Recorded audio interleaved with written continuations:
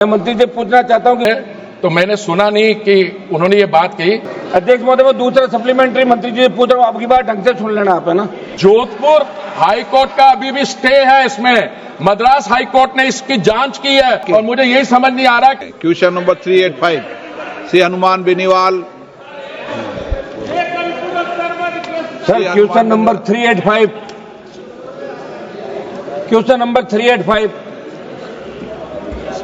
अध्यक्ष जी, माननीय अध्यक्ष जी, उत्तर सभा के पटल पर रखा गया। Hanuman ji sir question number 385 रख दिया, आप पूछे जवाब। अध्यक्ष महोदय, वर्ष 2018 में थोक एलपीजी परिवहन के लिए आमंत्रित की गई निविदाओं में एलपीजी ट्रांसपोर्ट करने का काम उन्हें भी दे दिया गया जो एमएसएमई के अधिनियम, न्यायालय आदेश और लागू विनियमों की अनुपालना करने में विफल रहे। न्यायालय के स्थगन आदेश की आड़ में प्रभावशाली और अपात्र ट्रांसपोर्ट ऑयल मार्केटिंग कंपनियों और मंत्रालय बिना पढ़े पूछा करो क्वेश्चन। मैं सवाल ही पूछ रहा हूँ। चलाते रहे मंत्री जी ने जो जवाब दिया है उसी क्रम में मैं आपके माध्यम से पहला सप्लीमेंट्री सवाल में मंत्री जी से कर रहा हूँ। अध्यक्ष महोदय, मंत्री जी आपने जवाब में कहा कि एमएसएमई के अंदर जो ट्रांसपोर्टर पात्र नहीं थे उनमें से कई लोग न्यायालय से स्थगन आदेश ले आए, इसलिए उनके प्रचलन जारी रखने की बात कही। मैं मंत्री से पूछना चाहता हूं कि वर्ष 2018 के इस मामले में माननीय न्यायालय ने एमएसएमई में जो पात्र ट्रांसपोर्ट नहीं थे उनके पक्ष में दिया गया स्थगन आदेश क्या आज तक प्रभावी है, जो उन्हें लगातार प्रचलन की अनुमति है, और यदि स्थगन आदेश टूट गया तो उसके बावजूद ऐसे ट्रांसपोर्टरों को ऑयल मार्केटिंग कंपनियों के अफसरों ने उन्हें किस आधार पर काम दे रखा है, बताने का कष्ट करें मंत्री जी आप।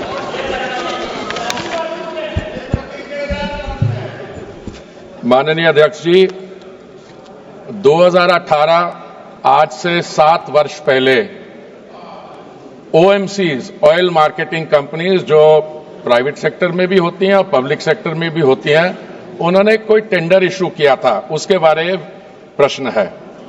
7 वर्ष पहले, और उस वक्त जो टेंडर इशू किया गया था उस टेंडर में MSMEs, micro small medium enterprises जो होती हैं, उसकी एक मंत्रालय है।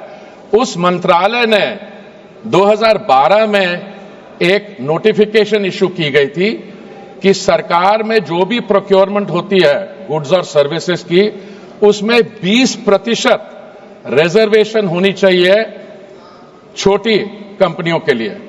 उसकी परिभाषा ये है एमएसएमई जिनका 2 करोड़ का व्यापार हो। अब 5 करोड़ हो गया। उस समय 2 करोड़ था, और मैं उसके आगे बताता हूं। माननीय अध्यक्ष जी, प्रश्न ये पूछा जा रहा है कि एमएसएमई के अलावा भी कुछ कंपनियों को अवार्ड किया गया, पर एमएसएमई की तो रिजर्वेशन सिर्फ 20% थी। तो ये कहीं नहीं कहा गया एमएसएमई मंत्रालय की गाइडलाइंस में कि 100% होनी चाहिए। पर उस समय जो सवाल उठी थी, ऑनरेबल मेंबर पढ़ रहे थे तो मैंने सुना नहीं कि उन्होंने ये बात कही। सवाल ये उठता है कि उस समय जब कुछ लोगों ने इस पे चिंता व्यक्त की, उन्होंने ये कहा कि ये एमएसएमईज जो हैं उनको आउट ऑफ टर्न मिल गया है या उनको नहीं मिलना चाहिए था। और ऐसा है कि उससे पहले माननीय अध्यक्ष जी, ये जो ट्रकिंग व्यापार है इसमें 25,000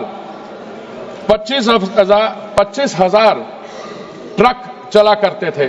जब 2018 का टेंडर फ्लोट हुआ तो उस समय 23,000 ट्रक थे। तो क्योंकि एमएसएमईज के लिए पहली बार 2012 के बाद रिजर्वेशन आई, तो कई लोगों को उनका जो नंबर ऑफ ट्रक्स थे वो कम हो गए, क्योंकि एमएसएमईज के 20% को दिया गया।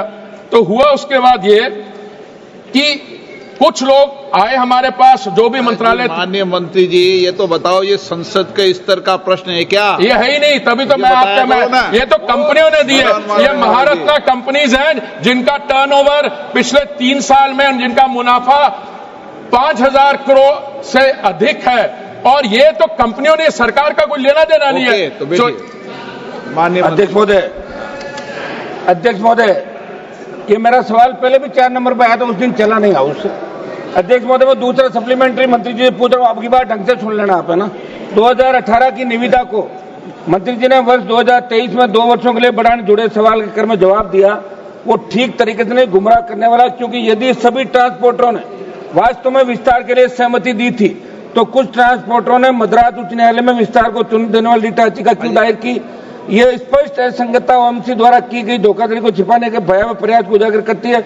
मेरा सवाल है कि 2018 की एलपीजी बल्क परिवहन की टेंडर प्रक्रिया, उसके बाद दिए गए कार्य आदेश तथा एमएसएमई में जो ऑपरेटर पात्र नहीं थे उन्हें भी काम देना और फिर टेंडर विस्तार करने से जुड़े मामले में लगातार हो रहे भारी करप्शन, नियम विरुद्ध किए जा रहे विस्तार और इस जुड़े पूरे मामले की जांच सीबीआई या किसी केंद्रीय एजेंसी से करा के, एक सेकंड सर, ऑयल मार्केटिंग कंपनियों के दोषी अफसरों के खिलाफ एक माननीय सदस्य, आप पूरा का पूरा पढ़ा नहीं जाता यहाँ पे, आवश्यक हो तो कागज दिया जाए।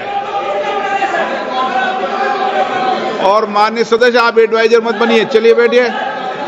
माननीय मंत्री जी। माननीय अध्यक्ष जी, जो 2018 में कंपनियों ने टेंडर फ्लोट किया, सरकार ने नहीं किया, जो कंपनियों ने टेंडर फ्लोट किया वो 5 वर्ष के लिए था और वो टेंडर में ये भी लिखा गया था कि अगर कंपनी को और आप सरकार ने कोई फ्लोट किया था क्या? नहीं, हमने कभी फ्लोट नहीं किया। और ये जो बात कर रहे हैं उनको ये भी बता दें, अगर मंजूरी हो कंपनी को, टेंडर को दोनों ने सहमति के साथ एक्सटेंड किया, उसके बीच में 2018 और 23 के बीच में 2 साल महामारी का सामना करना पड़ा, कोई आर्थिक व्यवस्था नहीं हुई। इसमें कई कारण है। तो मैं समझता हूं कि माननीय ऑनरेबल मेंबर, सारे मेंबर का हक बनता है कोई भी सवाल पूछे, पर जो भी इसमें इंटरेस्ट रखते हैं, जोधपुर हाई कोर्ट का अभी भी स्टे है इसमें, मद्रास हाई कोर्ट ने इसकी जांच की है और उन्होंने कहा इसमें कोई मैलाफाइड नहीं है।